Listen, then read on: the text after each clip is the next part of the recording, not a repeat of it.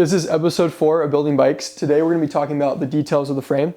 We're going to go over the build specs of the bike, the geo specs, and the kinematics. This video is supported by Enduro bearings, and even before Enduro decided to support the videos and support Arid, all the Arid frames have used Enduro bearings. I truly think that they make the best linkage and suspension bearings in the industry, which is super important for bikes, especially ours now that it is 6-bar and there's a lot going on. There's extra bearings and it just makes a huge difference with how smooth the suspension moves, how supple it is, and how easy it is to initiate the travel. A lot of people don't actually realize that linkage or suspension bearings, whatever you want to call them, are different than hub bearings. And the difference is that a linkage point might move only 10 degrees or maybe up to 200 degrees, but it's not spinning at a constant RPM. It's not constantly going around and around like a hub bearing would be doing. And so what's important for that is it needs to take a concentrated load that is only impacting a certain area of the bearing. A hub bearing is going to take a load evenly, constantly spinning very fast and needs to move very fast, where these just need to move very smoothly and take a lot of force. So Enduro has engineered their linkage and suspension bearings to work perfectly to take load at a certain spot on the bearing and not move at a constant RPM, which makes a huge difference in your linkage and can drastically change the way that your suspension and linkage reacts. In episode 3, we talked all about leverage. So I'm going to kind of gloss over that real quickly, but at the moment we're sitting in 30, and that's been my favorite. That was Elijah's favorite, and that's the center point because the frame goes from 25 up to 35, and then we can make custom chips anywhere in between. But it's a pretty constant and consistent curve, and it's worked out very well, and we only have to do small improvements to get to where we want to be for that. We're going to start with the kinematics right now. Moving on to anti-squat. Anti-squat is the relationship between the linkage and your pedals, your drivetrain, and that's how much the bike squats under the pedal forces. So to make a bike pedal very efficiently and not squish through the suspension while you're pedaling, you have a high anti-squat, but you want to tune that to work well with the category of bike that you are designing. Since a enduro race bike is the primary category for this bike, I do have the anti-squat relatively high, but we also have to remember that because this bike has a very high range of leverage ratio, you might sit into the bike a little bit more. So because you're sitting more, because you're going to be a little bit maybe past that sag point, the anti-squat starts at about 165%, but it tapers down very quickly and then starts to mellow out around 130-ish, 120-ish% at that sag point, which is going to be 30% as the standard for this bike. And that is still high. Most brands consider 100% to be perfect, but I like to have it a little bit high because I really like that energetic, sporty feel of a bike when I get on the pedals. And I think that's really nice in terms of a race when all of a sudden you have a punchy uphill or a flat spot that you really need to lay on the pedals. I think it feels really good when the bike really firms up under that load. Now moving on to pedal kickback, you might think that this is going to be a big side effect from that high anti-squat, but because of the linkage, we're kind of able to slightly isolate those values just a little bit.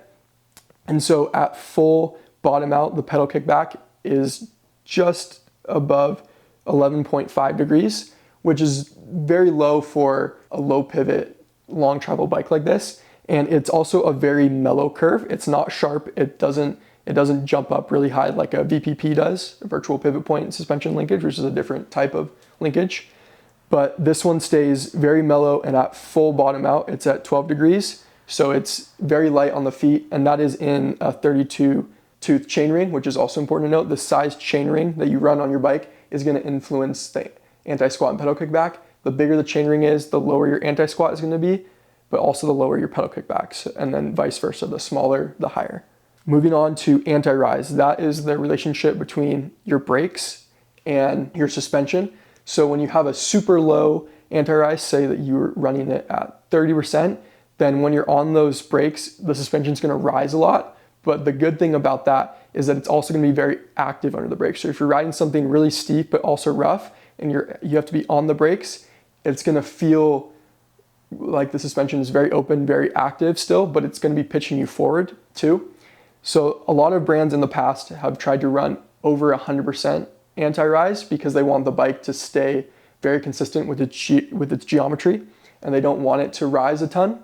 I've found that having a little bit of a lower anti-rise helps the bike still feel very active under the braking forces, but then doesn't pitch you over and rise you in the suspension too much. So we have the anti-rise, it starts at about just under 80% and then mellows out a nice curve just into the low to high 70s. So it's a very consistent curve. It's very predictable. It doesn't feel like it's throwing you off throughout the travel of the bike, and it's something you can forget about and you really don't notice much, which I think is important. The last kinematic point I want to touch on is the axle path, which has been very important to me to fine tune on this bike. So the axle path is pretty moderate on this one. It goes backwards just about 2.5 millimeters, and then it comes up pretty vertically until about 90 mil of the travel of the bike. And then after that, it starts to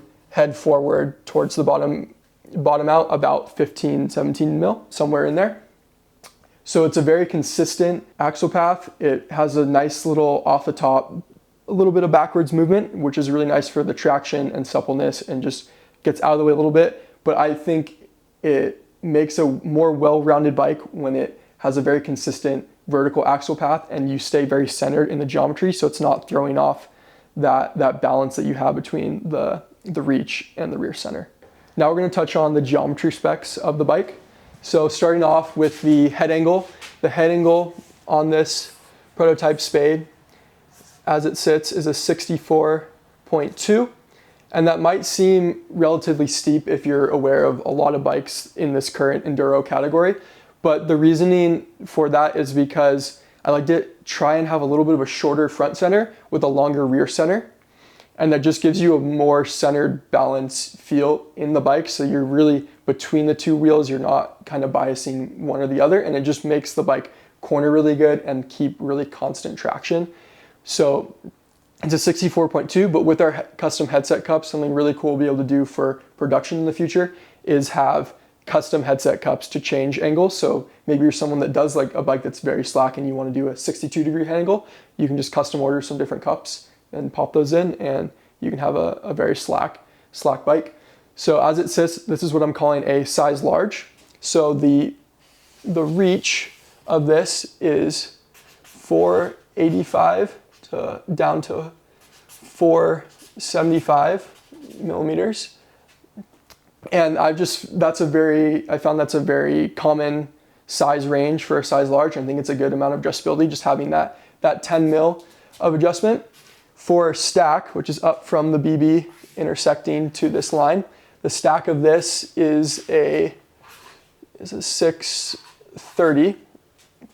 And that is something that I do want to increase a little bit on the next version. I think that having a high stack and a little bit of a steeper head tube angle is more confidence inspiring than just having a slack head tube angle. I think that helps just get you up really high and just a really good body position, kind of catering a little towards the DH side of things. But it's very comfortable for trail riding, and that way more people can ride it slammed without any spacers, because the whole season me and Elijah riding this bike both ran 20 mil of spacers. So I think it will be important to have the high stack.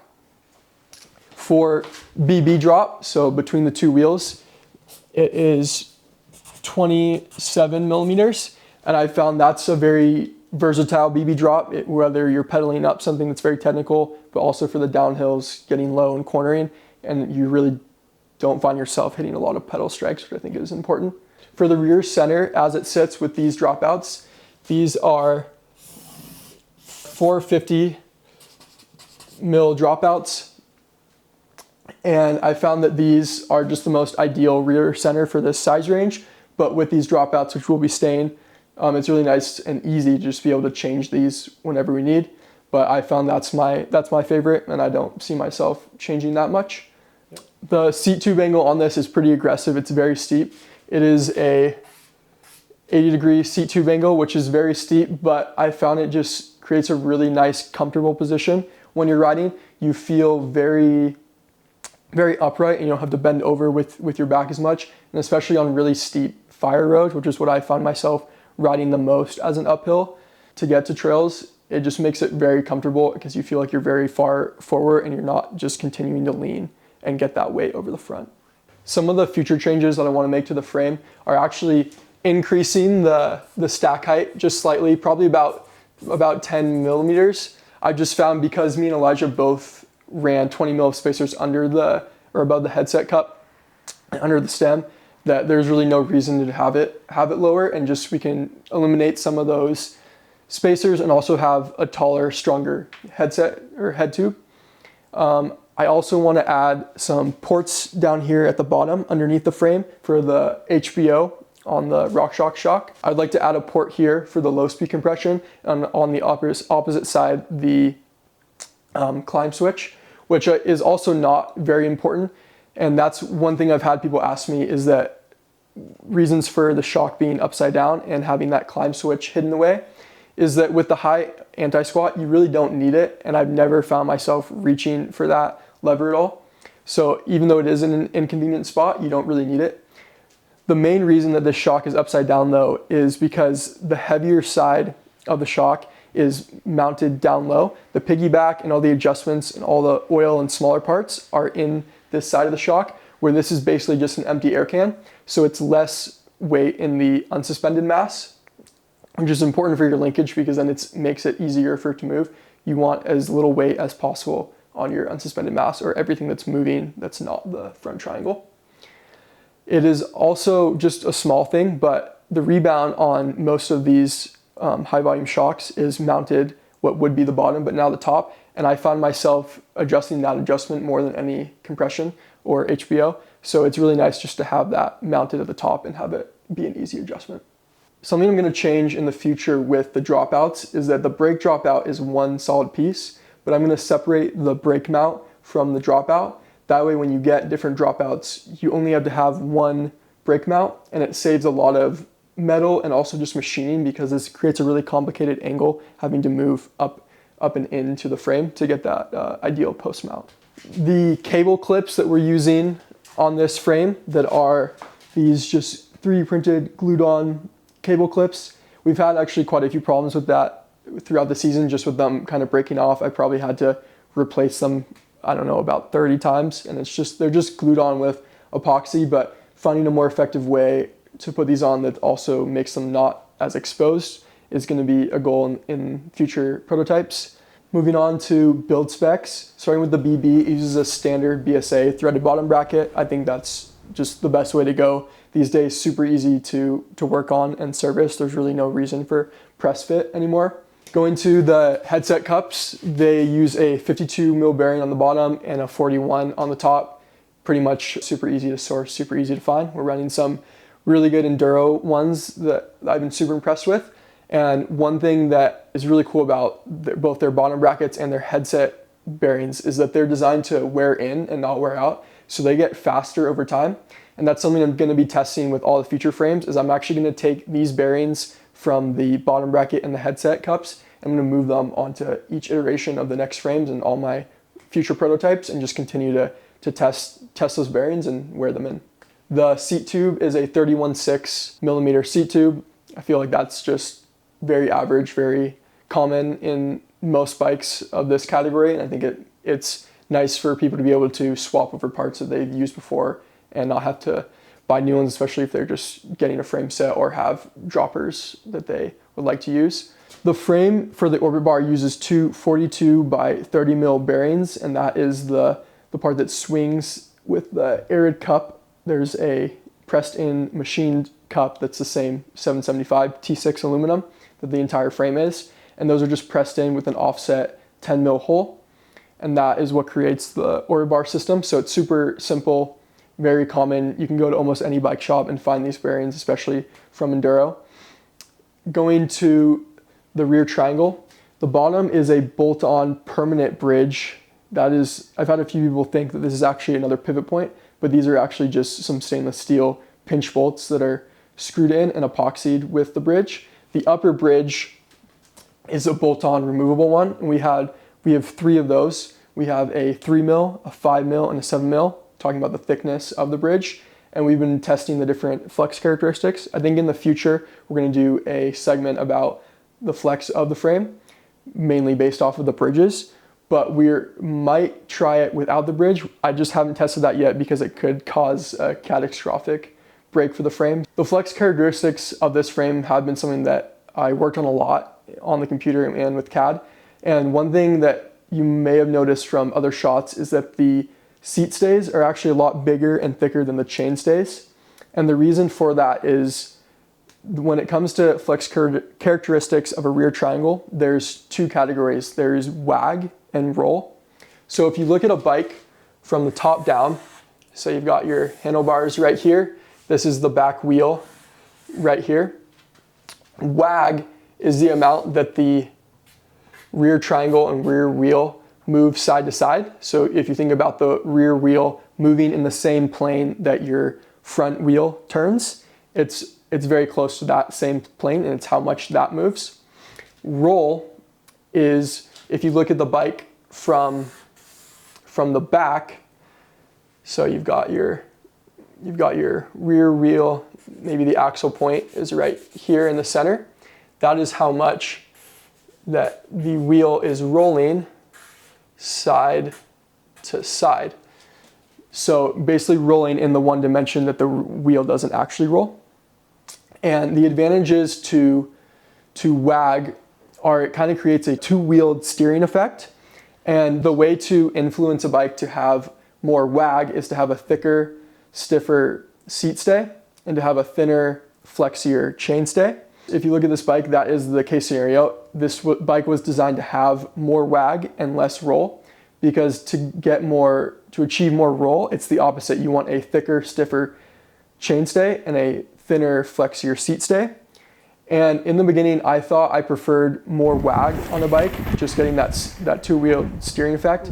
But I found that I actually prefer more roll because it does better at deflecting side impacts. If you're in a really rough section of trail that has a lot of roots and rocks, it's better at getting the wheel out of the way side to side, where wag kind of just creates a two-wheel steering effect and can also make the bottom bracket area of the bike feel a little bit flexier. And that's definitely something I've felt throughout the season testing it like that. So that's something I'm going to reverse the roles of and go for more roll and less wag.